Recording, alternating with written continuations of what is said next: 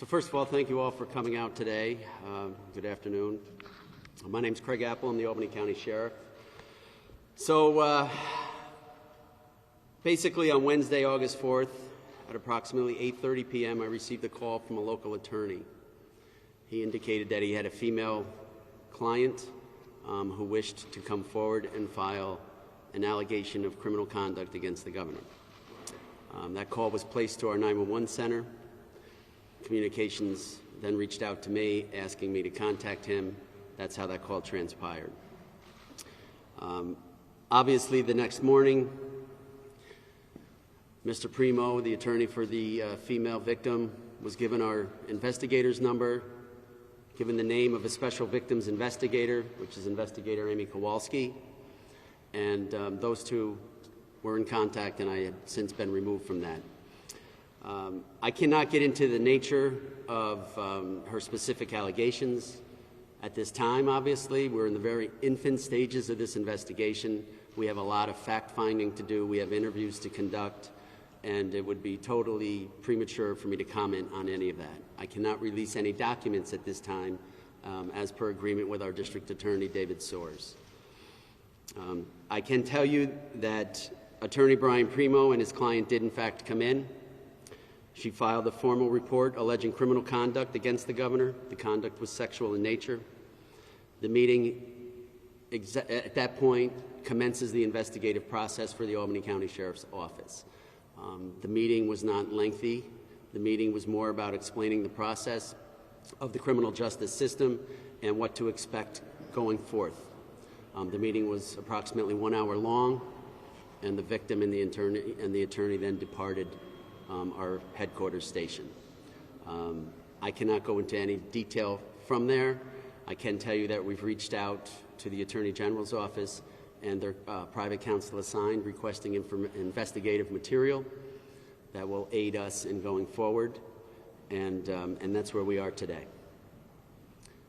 Sheriff, could you say whether any of the complaint had to do with anything outside of the city of Albany, or was it in the city of Albany? Because I'm wondering why they might have gone to the sheriff instead of the city police. I can tell you that the complaint occurred in the city of Albany. I can tell you that the city of Albany and the state capitol buildings are located in our great county. I am the sheriff of this county, and I have jurisdiction. But no outside of the city of Albany? Not that I'm aware of at this time. Again, we are in the very infant stages. What are you planning on doing with the governor? We have not even talked about that at this point. Sheriff, can you tell us approximately when this incident occurred? I'd rather not, sir, at this point. Again, we're in the very infant stages of this investigation.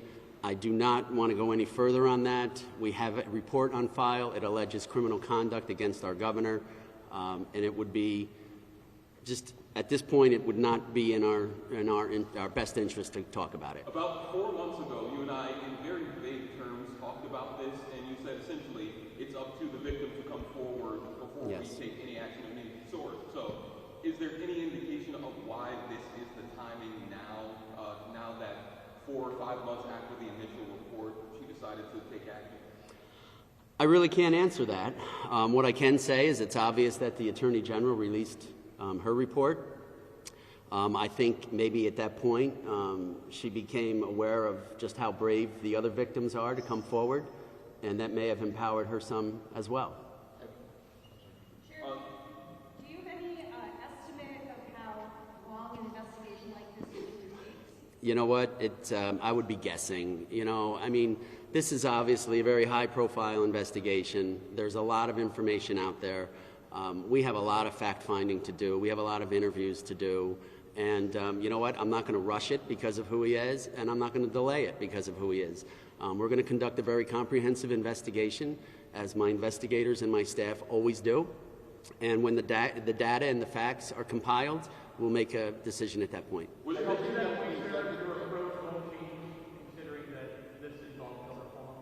I couldn't hear the beginning of that.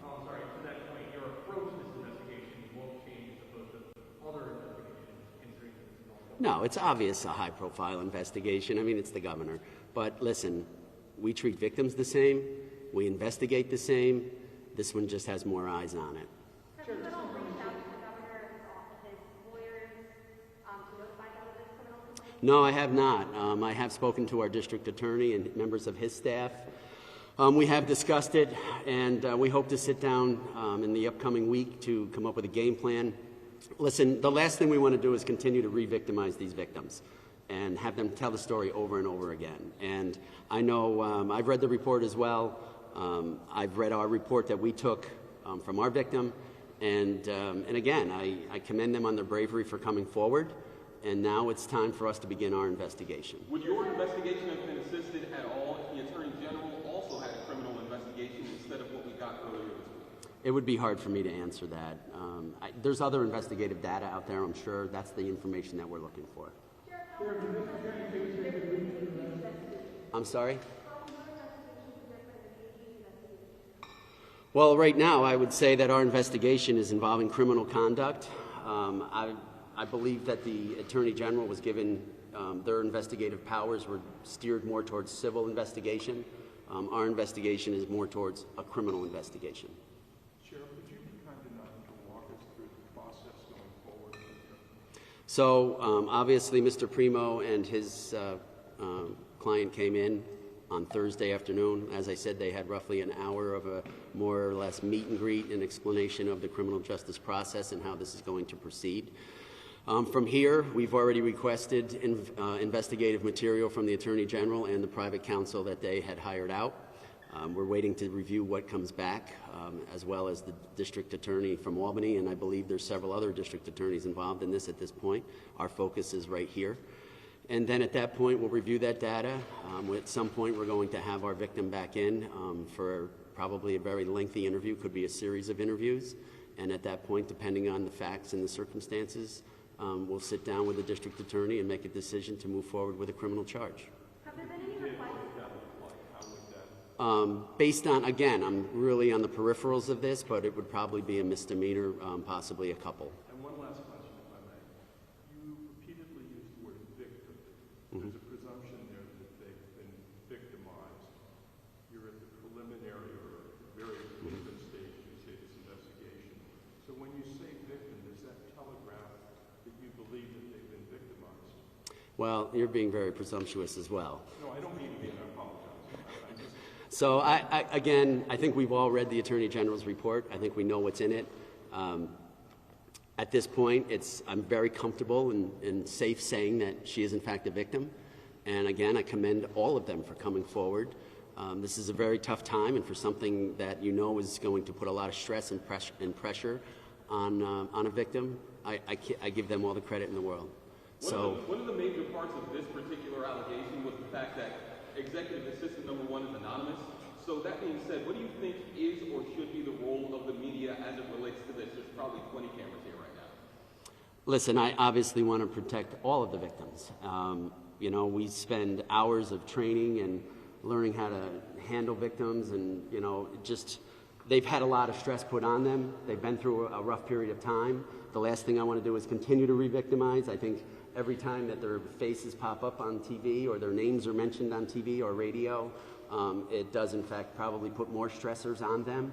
I think, you know, I know that it's, you know, everybody wants to know what's going on, and it's your job to report that.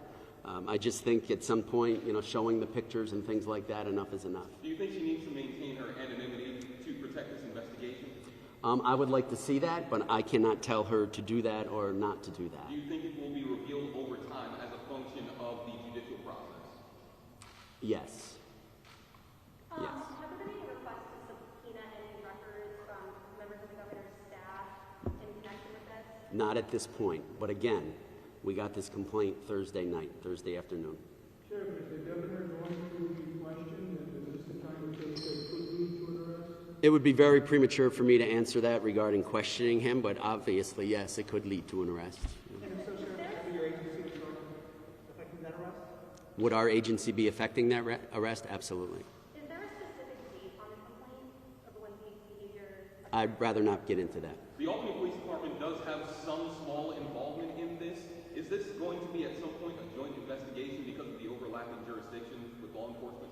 I'm not sure what their involvement is in this. Our investigation is partnered up with the Albany County District Attorney, and David and I have had a couple of conversations and bounced a few messages back and forth as a result. How it expands, I cannot answer that at this point.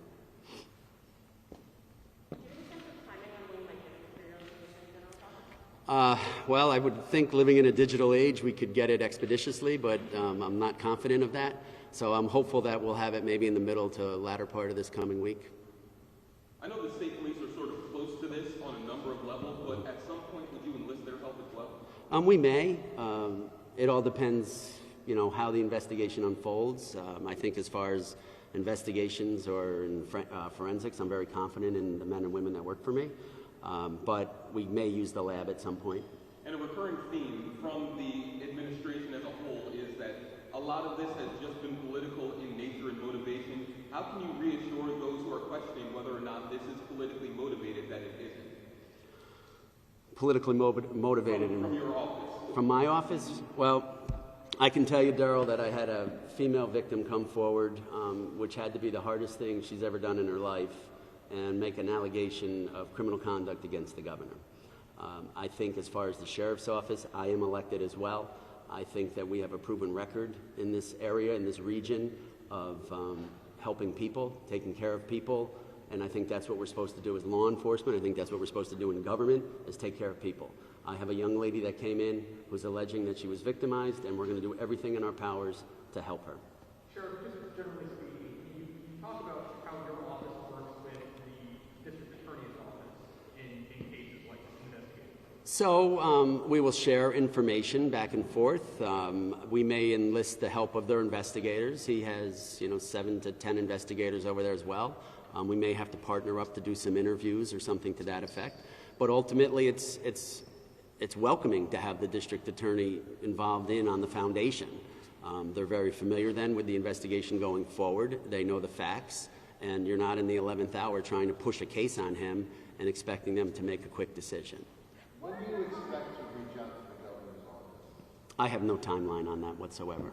Again, we're not going to rush this because of who he is. We're not going to delay it because of who he is. We're going to conduct a very comprehensive investigation, and when the facts and all the data and the evidence is compiled, we'll make a decision at that point. And besides getting the Attorney General's materials, what other things do you need to have happen first before you reach out to the governor's office? Do you need other types of materials or other types of evidence?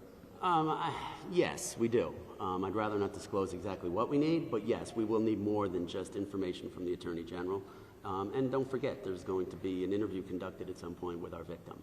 And why won't the criminal complaint be released, perhaps at a redacted form to protect her identity? In addition to the identity, I was asked by our district attorney not to release it at this point until we have an additional meeting to discuss exactly what we're going to be able to gather. We didn't want to have singular pieces of paper out and about, so we're just going to keep everything in-house at this point. And when will you be meeting with the district attorney? I'm hopeful for, it could be even tomorrow. It could be Monday or Tuesday at this point. Sheriff, all of the allegations are borne out with the truth that this woman has come forward with. Can you tell us if that would be within the confines of a misdemeanor, or would it be a felony? Well, I don't think that would be proper for me to answer at this point. What I have read so far, I can say that we're floating around a misdemeanor, but again, that's just from the Attorney General's report. We haven't had an in-depth interview with her. What are your comments on the statement made yesterday by the governor's attorney? I'm sorry? The comments made yesterday during the briefing with the governor's attorney. I did not watch any of that. At what time do you plan on Do we plan on, excuse me? I can't understand. It would be improper for me to answer that right now. Is it safe to assume that you are protected as far as retaliation from the administration, or do you think that there is a chance that the administration, being the Cuomo administration, would retaliate against you, as there have been ongoing rumors of that kind of behavior? I'm the county sheriff. I'm not going to be intimidated. I'm not going to be coerced. That would not play out well for anybody. Can you talk about the special victims unit that's going to be doing all this investigation? It's a group of investigators that are trained to handle sexual assault investigations, as well as regular criminal investigations. They're very well trained, they're very professional, and they're very thorough. How many? We only have 2 or 3 that do specific sexual victim investigations, but they have unlimited resources of other investigators. Will the call to whether to charge, will that be made by your office or the DA's Ultimately, that would be my office, but I would hope that we're in agreement with the district attorney. Listen, if you don't have the backing of your district attorney, it's relatively moot to move forward. The concern that I'm feeling if I don't report about this incident, was the complaint made to your office, did it encompass any additional incidents? I'd rather not answer that at this time, just to keep things from being convoluted. Anybody else? When can we expect the next press conference or update, or do you not know? I do not know.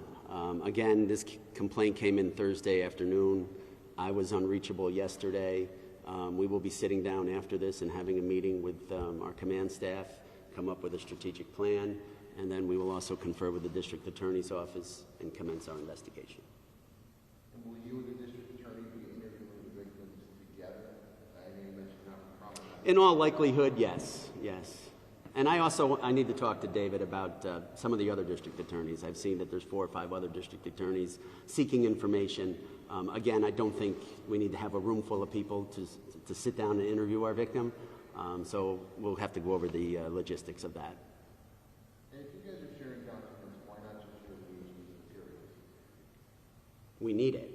I believe David's waiting for the AG's materials as well, yeah. It's kind of a race right now to see who's getting it quickest. Whatever is going on up there is none of my concern. We're seeking investigative material and additional reports from the Attorney General's office and those who conducted the investigation. What's happening on Eagle Street is none of my concern. We're worried about our victim and our investigation. I know you said you're not giving dates, but it was for executive assistant number 1. There were multiple incidents that were documented. Any concern about statute of limitations on any of these? The Attorney General's report has some dates on there that I believe would fall within that, but is there any concern over that has been talked about? None whatsoever. Again, I thank you for coming out. Hate to break up your Saturday, but again, we're just starting to get moving here. So thank you all for coming. Say hello on behalf of my partner, Diana Green, who did the flowers for your wedding. Okay, no kidding. Small world. Yeah. So I'm able Did a to great job. Yeah, absolutely. Who were you with? myself with Washington.